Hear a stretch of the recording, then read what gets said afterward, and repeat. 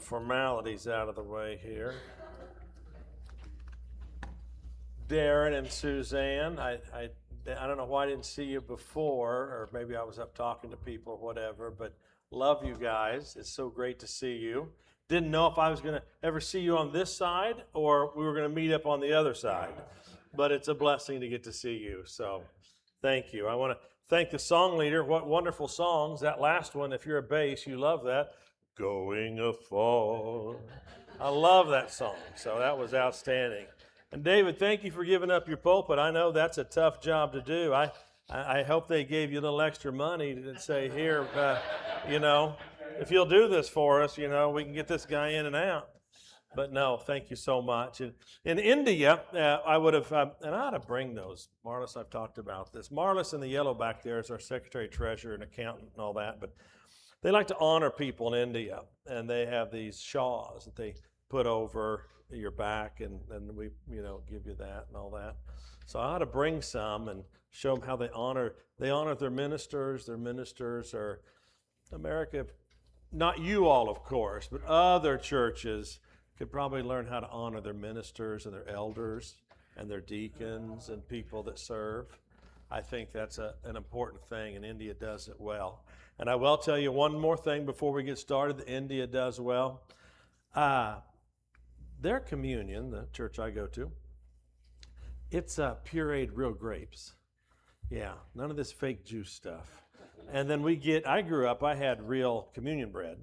When I say real, I mean homemade. And they called them, what are those things called? Those little pachis or anyway, little round, and you just pull it off, and it's an unleavened bread. And that is nice to have the real stuff, I have to admit. I didn't know if I was going to make it when COVID hit and they came out with the styrofoam communion. You remember that? Little round disc. And I thought, hey, still the same meaning. We're still the same meaning, but boy, we got to get better communion. So, well, it is a blessing to be here with you today. I am honored. I love this church. You have a special place in my heart.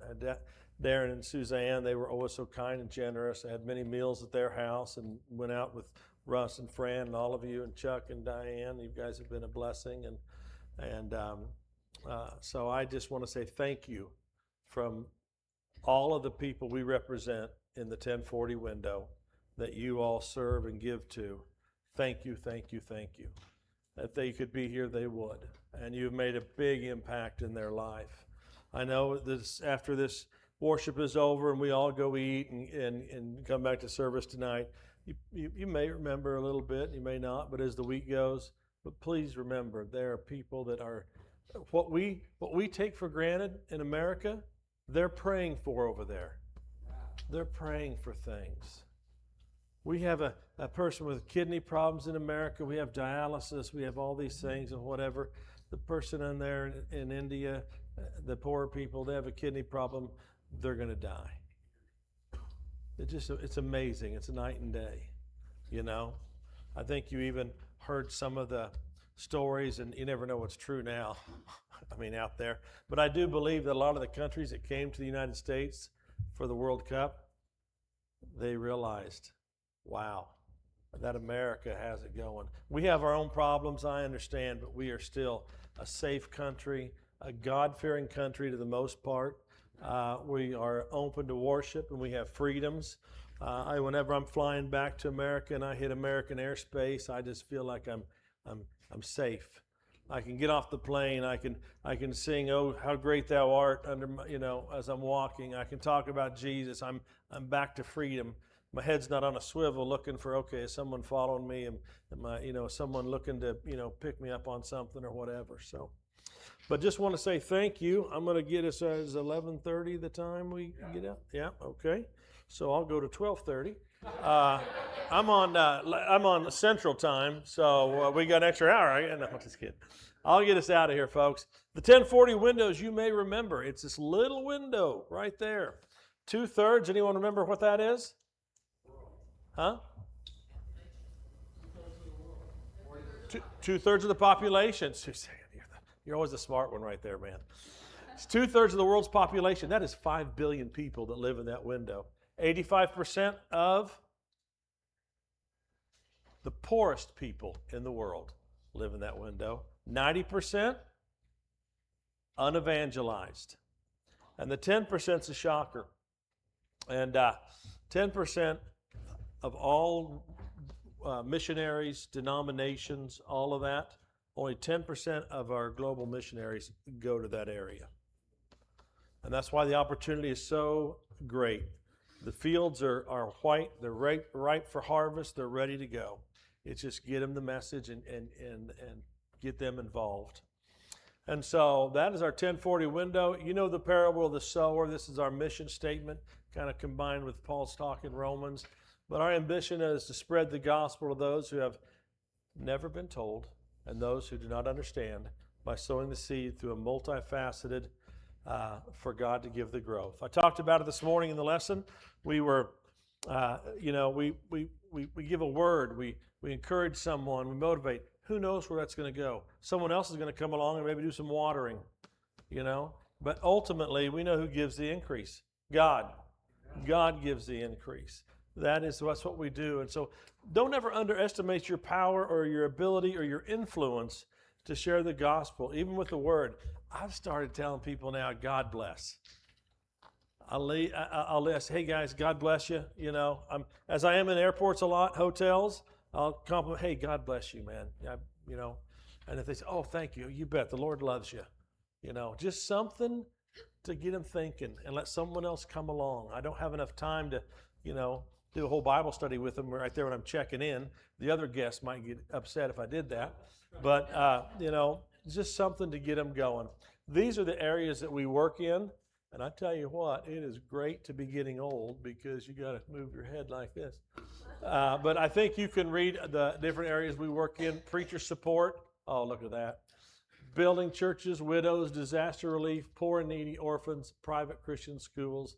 We have a couple Bible colleges, water wells, Bible translations, and a medical clinic and bus. All of that ties into spreading the gospel. Everything we do is about teaching people about Jesus, and it's everything that you're giving and what you do is teaching people about Jesus. But at the same time, I remember you come and you teach and people are baptized. Well, they still have leprosy. They're still poor. Their clothing is tattered. Wait, we need to give them something. Let them know the Lord loved them. The Lord did.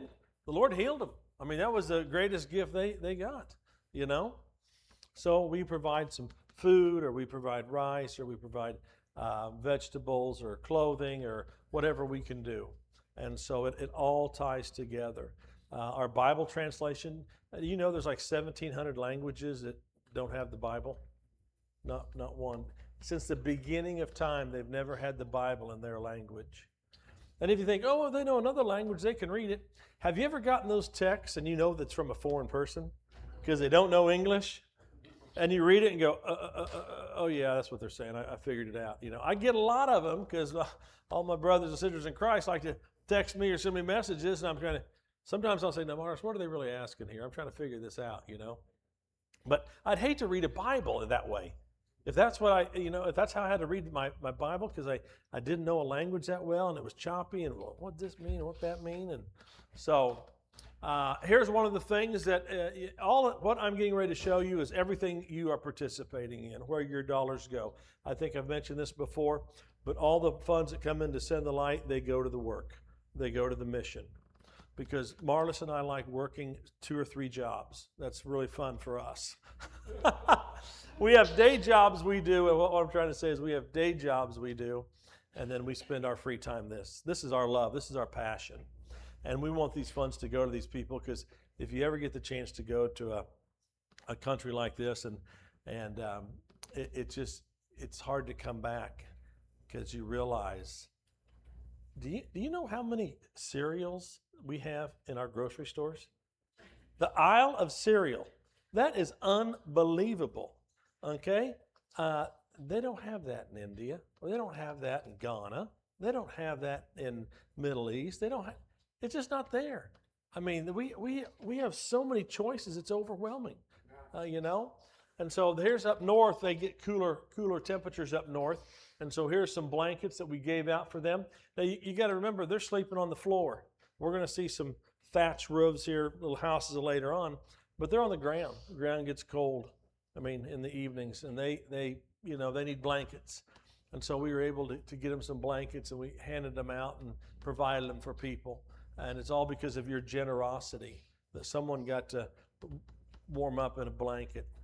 I'm sure you've all had lost electricity during the winter here. It gets a little chilly in the house, doesn't it? Yeah, we had an ice storm in Nashville. I got stuck there, and no power. And it got down to like 53 inside the place. And I thought, is this dangerous? Can I survive this? And then I thought, wait a second. My dad grew up with no heat. He's in Kansas. Temperatures got much colder than this, and all he had was a stone to heat up and put in the bed, and hope you fall asleep before the warmth goes.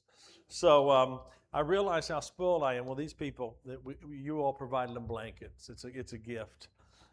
Natural disasters. That's one of our preachers there on the left. His home was kind of destroyed, the thatch roof, and it's flooded. There was on the right that had an earthquake. This is one of the roads to get up to called Missouri. It's up north, almost you can see the Himalayas from there.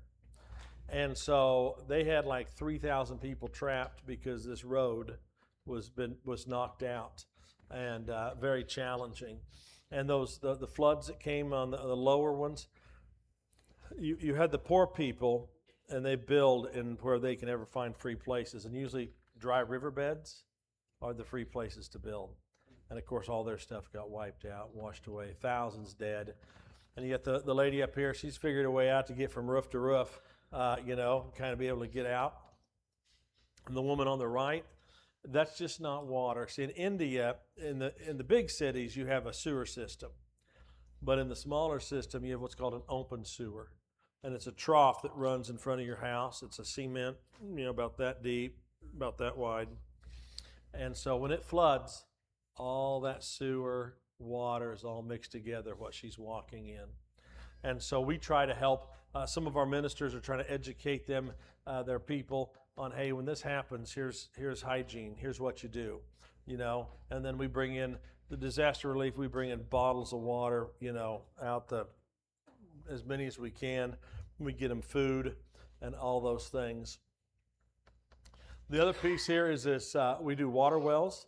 85% of child-borne illnesses and deaths come because of contaminated water. And so we provide safe water through your funds, and we drill these water wells. We had this one, most of the time they have a truck or a system, but up at this place that we recently were drilling, they were hand drilling it, pounding the pipe into the ground, and then they take turns just pounding the pipe. And thank goodness it wasn't it didn't have to go 200 or 300 feet. It was more of a shallow area. But these wells are vital. They bring people. We build them by the churches, and it brings people to the church. They get the water, and then we can give them the living water. And then also at the same time, you'll see as we build these baptistries, it provides water for that. So these wells are huge. They're enormous. Here is a wonderful time. So up on the left, we were in town preaching. They don't have a baptistry. So we load them up in the trucks. They all pile in the truck. And sometimes you see a rickshaw, the three-wheelers. I don't know if they've ever measured it, but they're supposed to hold like 2 people, maybe 3. I've seen like 12 people crawl out of those things. I mean, I don't know how they pack them in there, but they pack them in there. And so we come out there, and so if you look up at the top right, you see the stick in the water? Well, that's actually a measuring device, that stick. Because when they find a place deep enough to baptize, they put the stick in, so when they come back, they know where to go. And the time we came out, it had gotten shallow enough that they had to go pick up the stick and look for this deeper place to do the baptisms. And so we moved it, and I told her, I said, I think we're baptizing her, but it's almost like you're trying to push her into the mud to get the water over top. So let's go find a different place. And then you see another picture of the baptism. India's has a little, I guess what you'd call it, they're superstitious, or they mystical, things like that. if you're born blind or you're born handicapped or whatever, it's because your parents sinned, the gods are upset at you, something like that. And so this lady here that was getting baptized at the top there, before she was baptized, she has a child that has some type of autistic, very handicap. And as looking around, no one was offering to hold the baby. And so I said, give me that little kid. I'll take it. I'll love on him. And so I held the baby so she could go in and be baptized. But what was interesting, before it was all over, then another woman came up and offered to hold the baby. And I thought, okay, just threw a little seed out, seed here and there can change may come back to that village in a few years and everyone's holding the baby and they're done with that superstition or whatever, and then these are the baptistries. So now we have baptistries. You can see it we did the water well and then the baptistries being built. And so now they can fill their baptistry and baptize. Now what's interesting, the farther north you go, who's more persecuted, you got to hide the baptistry. So we'll put it in the building or we'll put it somewhere where it can't be seen. Because if people see you baptizing, they're going to turn you in and they've changed the rules. Now you can go to prison like for 14 years or maybe life, I don't know. But the Modi is a bad guy. I'm sorry, I know India is a good country. Modi's a bad guy. And he wants to get rid of Christianity. And so there's that piece. This is a school. This school is fascinating. This is part of something you're involved in. There were these workers that would come, they're bricklayers and workers. They would come in from outside the city up there. And this is Dehradun. Yeah, Dehradun. They'd come into the city. And then they finally decided, okay, well, I'm tired of walking. Let's move into the city, kind of a slum area. But India has no truancy rules. You don't have to go to school. And a lot of kids don't because they got to help feed the family and work and do things like that. Well, this one of our ministers up there that we work with, he realized this, and so he'd put some money together, and we gave him some money, and he started this school. And the beauty of this is all these kids are Muslim. You can't beat that, to have all Muslim kids in your school and teach them about Jesus. That is a blessing from God. And so they were excited to be there. A lot of schools have uniforms when you go, the private schools, the nicer ones. So we got them, they have different groups. And so we got them T-shirts that match so they could kind of be, feel like they're part of a culture, a group, a team, things like that. God made us all the same. Yeah. Anyone ever get picked last for some team or something? Yeah, it don't feel good. Well, those people over there don't feel good to them either. Well, that kid's, he's got the uniform, life's good for him. Well, now I got me a uniform. I'm feeling pretty good. My self-esteem's up. This is nice. And then that little two on the right, I wish we could have showed you. We should have videoed them the whole time. They're sitting there. Trust me, she's in charge. They'll be married in about 20 years. I'll tell you that. He was trying to get in his pocket for a napkin or something, whatever, and she finally just pulls his hand away and she reaches in and gets it out for him and everything, or for her or whatever. But she would tell him, she was talking to him during the time, hey, don't do this, don't do that, So she's got her wife skills down. He's a good husband already. He's just sitting there taking it like a man. But they were the cutest two I could have wrapped them up and taken them home. They were cute. But that school's making a big impact. Who knows where these kids, as they grow and develop and learn in the Lord, who knows what the opportunities will be. Church buildings. We build church buildings, and these needs come in at different times, and we are always trying to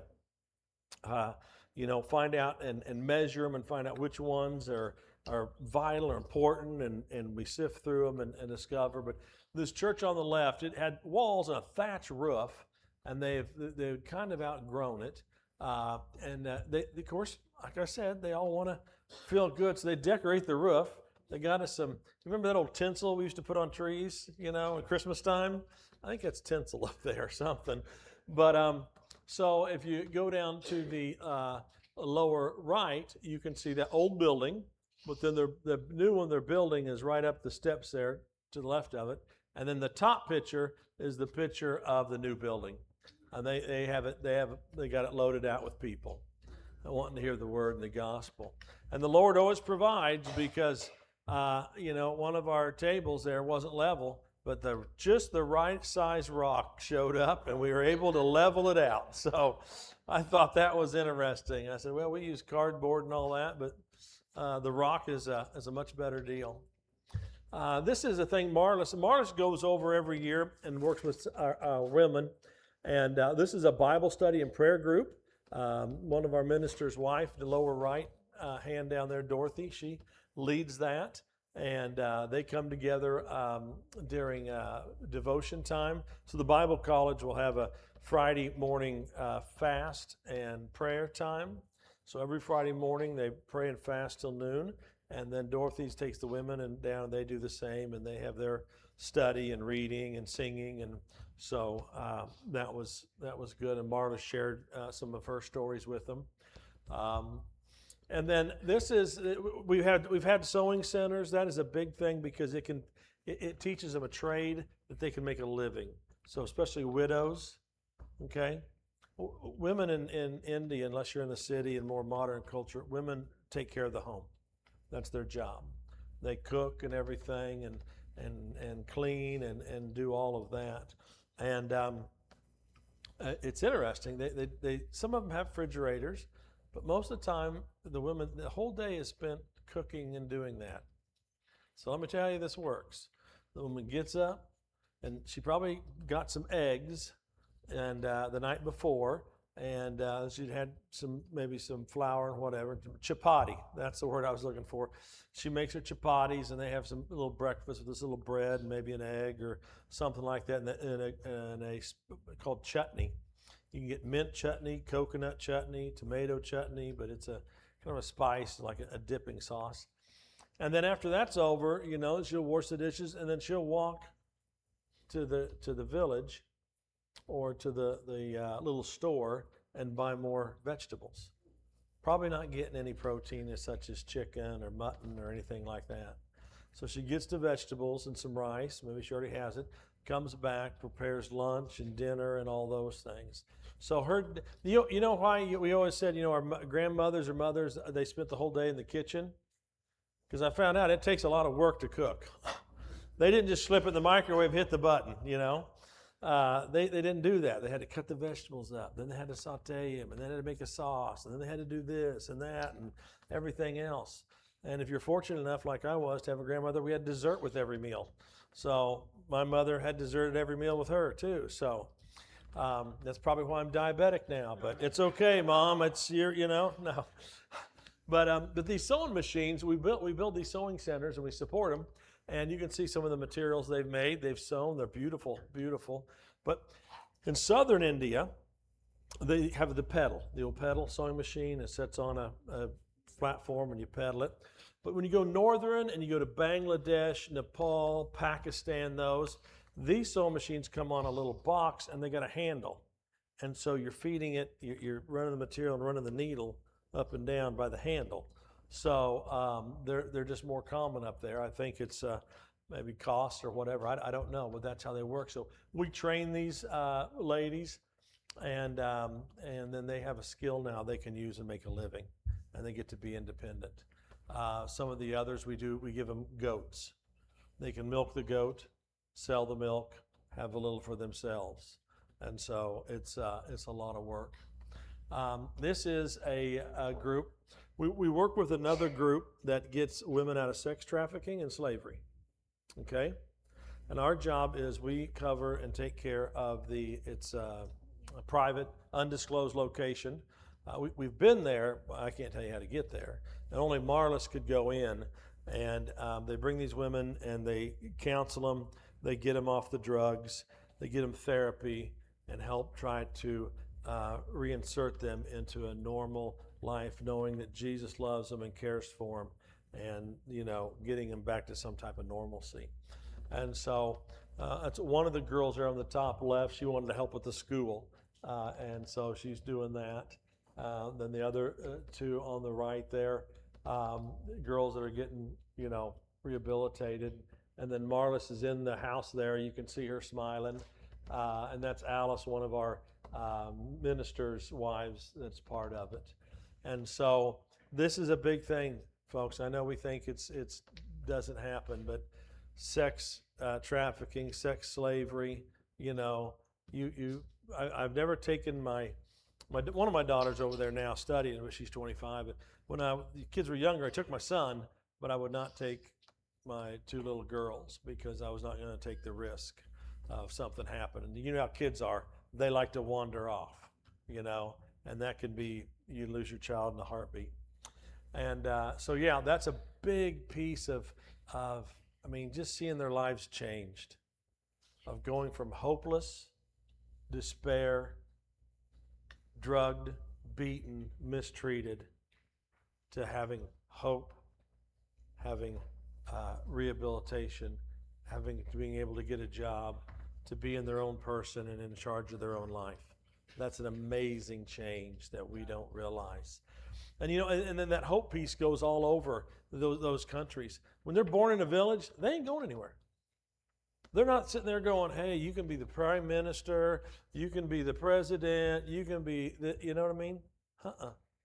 I'm going to grow up. I will go to school maybe till second or third grade, and then I'm going to go be working in the field or the factory or something like that. That's it.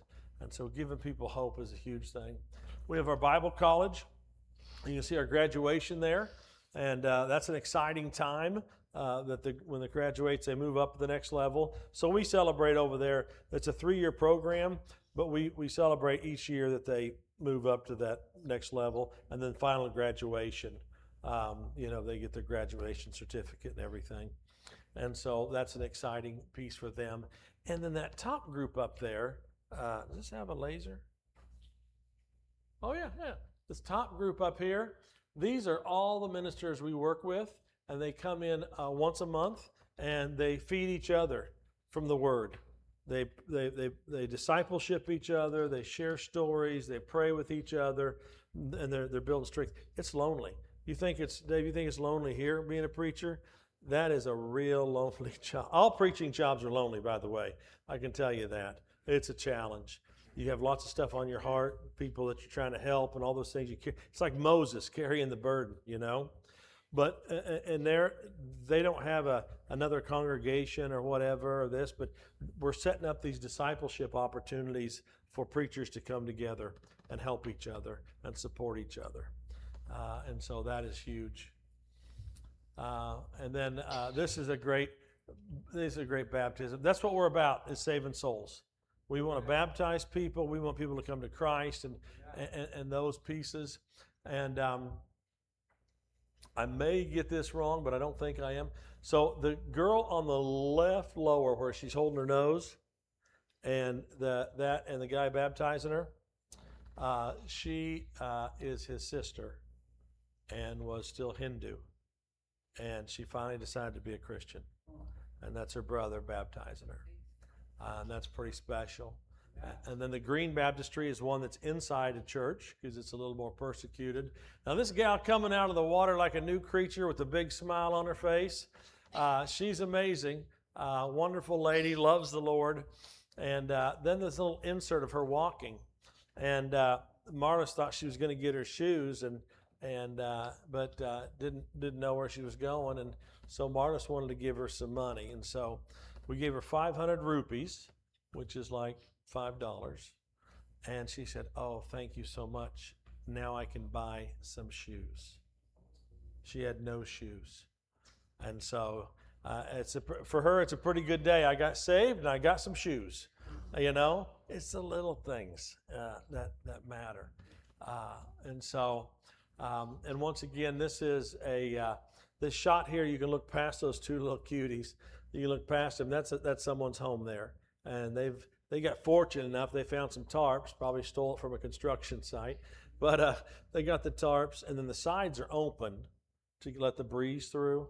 And that's That's always important in the summer, but it's opposite in the winter. It makes it cold. They sleep on the floor. They have a cooking pot with a fire. That's how they cook. We do different VBSs and things like that. We give the kids gifts and or prizes. And when they get done, a lot of times it'll be a cooking vessel. We'll give them a cooking vessel because the whole family can use that. They can cook because they maybe only have one vessel or two. I mean, it's hard to imagine these individuals, but it's because of you all, folks. I'm telling you now, it's you all are making it happen. You all are making an impact. You're making changes. There's going to be a lot of people you're going to meet when you get to heaven, and they're going to come thank you because it was your dollar that went over to these countries in that 1040 window and made the impact. You know, and we all, the schools, we didn't get into them. We have some smaller schools. We have some larger ones in Chennai, smaller ones up in Raipur, and so Chuck was asking about that. I'll probably try to get some information on Angeline Godson's school. It's a great little school up there. That's a tough place. It is persecution central. And so we're just thankful that school and church is still standing, you know. But we're making inroads. We're getting there, and so.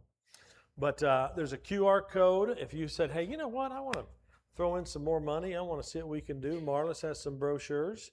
You know, or if you want to sign up, be a monthly donor. We always need those.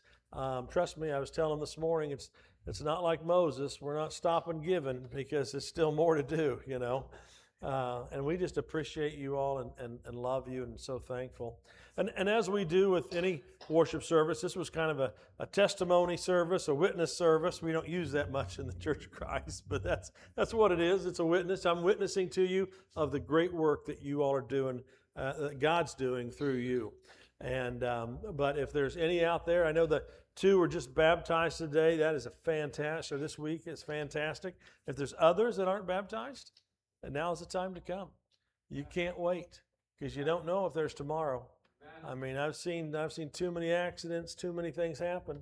And so if that's on your heart, you can come forward and the elders will help you. If you're needing prayers, you know, life's tough. It's challenging. And nobody has it. I'm just telling you, nobody has it figured out and under control. Everybody has problems. I'm looking out here and over half a year struggling with something. Okay? Because we all struggle with something. Some of it's this, some of it's that. There's challenges in your life. There's contemplations you're making on, should I do this or that or whatever. Maybe it's a new job. Maybe, who knows what it is.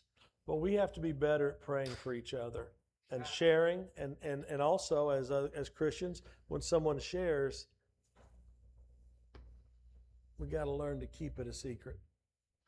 That's one of the things that I believe has killed our. You know, the Lord says, share your sins with one another, pray for one another. And we stopped doing that because all of a sudden my sin became everyone else's knew about my sin, and I was just told one person. And so we have to work together and be prayerful with each other and share and love on each other. And so if you have that, the elders are here to pray for you and do that. But I can't thank you all enough. Love you all from the bottom of my heart. You all are wonderful, and I greatly appreciate it. And we'll stand and sing our invitation song.